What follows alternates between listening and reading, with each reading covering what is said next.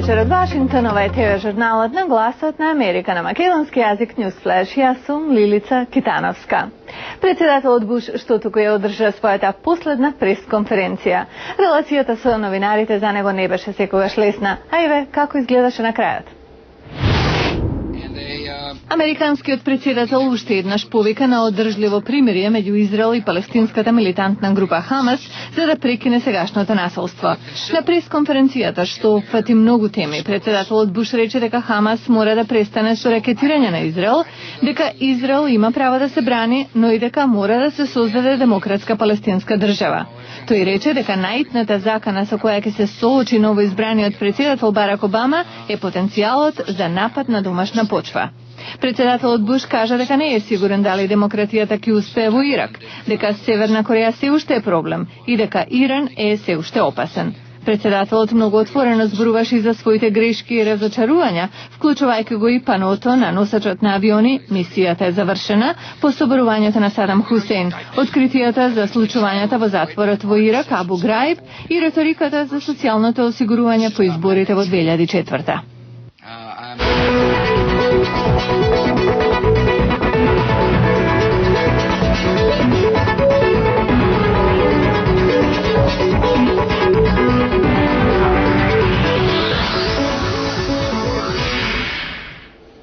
Во која насока треба да се движи американската надворешна политика со новата администрација? Многу сугестии беа изнесени од стручњаци на конференција организирана од Институтот за мир во Вашингтон. Прегледот таму во приложение. Конференцијата насловена "Предавање на палката" донесе водечки експерти за надворешна политика и голема двопартиска група на сегашни и поранешни високи политички представници да ги изнесат своите гледишта за приоритетите на државата, како и да сугерираат идеи за нивно реализирање. Држави кои сега, а сигурно и во наредните години, ќе го окупираат вниманието на САД и на светот ќе бидат Ирак, Иран, Авганистан и Пакистан.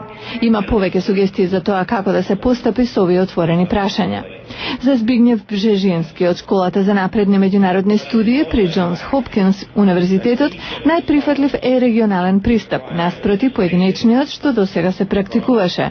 Бжежински вели воена солуција не е опција, решението е политичко. Во тој контекст, тој не гледа пречка за вклучување на елементи на Талебан во тие разговори, зашто објаснува Талебан немаше ништо со 11 септември 2001. За Медлин Олбрайт, поранешен државен секретар на САД и сега лидер на групата Олбрайт, глобална стратешка фирма, топ на агендата на САД треба да биде спречување на геноцид во светот. Таа рече дека е клучно да се има способност да се препознаат искрите на геноцид кои доаѓаат во различни форми. Но Америка не може да спречи геноцид ако самата страда од криза на идентитетот, рече Олбрайт, додавајќи, затоа однапред се радувам на 20 јануари, денот на инаугурација на Обама на функцијата председател. Генералот Антони Зини со Олбрайт веќе подолго време работи на истата кауза. Тој предлага тежиштето при тоа да се стави на локалните институции, организации и заедници, зашто се покажало дека нивниот притисок е поефикасен од сила однадвор. Мувафак ал-Рубаи од Ирак беше додаден на листата говорници за да се осврне на ситуацијата во таа земја, што е најголем надворешно политички ангажман на САД. Тој вака сумираше: ерата на Буш беше ослободување и безбедност на Ирак. Јас сум овде да кажам големо благодарам за тоа, но ерата на Обама треба да биде повеќе стратешко партнерство со Ирак. Ен Мари Слотер, декан на школата Вудро Вилсон за јавни и меѓународни прашања, кажа дека САД во моментов имаат повеќе потенцијална отколку актуелна предност во светот. Земјата има голема работа пред себе да се извлече од дупката во која се закопа дома и во странство, вели таа, но со добра имиграциона и образовна реформа, со воспоставување на економска и општествена еднаквост, шансите за враќање на врвот се големи. Ричард Армитач, поранешен помошник државен секретар на истиот панел, кажа дека целите на САД не се изместени, тие се исправни, но начинот на кој до нив се сакало да се стигне бил погрешен. Последните неколку години Соединетите американски држави ги маргинализираа меѓународните институции и како резултат на тоа се маргинализираа себе си во донесувањето на глобални одлуки. Овде во Центарот за конвенција на Вашингтон стана јасно дека очекувањата за новата администрација ова да го промени се големи. Лилица Китановска од Вашингтон. Нарачете бесплатен календар на Гласот на Америка за 2009. Пратете ни електронска порака со вашето име и презиме и полна поштенска адреса на macedonian@voanews.com. Со нарачката автоматски ќе започнете да добивате и бесплатен дневен преглед на вести на Гласот на Америка на македонски. Со децени, американските трговци немале толку лоша продажна сезона како изминатиот Божич. Но одреден вид продавници добро минуваат во лоши времења. За нив зборува прилогот што следи. Персила Пенденграс оди дома со голем товар на неговиот велосипед. Тој вели дека времињата се лоши. Добра идеја е да се посетат вакви продавници. Со парите овде купувам повеќе, наместо да штедам 2-3 месеци за нешто што ми треба, овде купувам 5-6 работи со еднонеделна заработувачка. Ана Акав сака да заштеди пари на лажици вилушки во продавница за употребени предмети во непосредна близина на Вашингтон. Тај нејзиниот сопруг биле погодени од падот на економијата.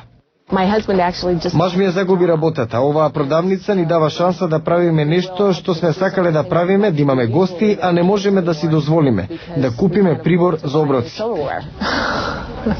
Бизнисот особено добро оди во продавници кои продаваат употребена облека и предмети за домаќинството.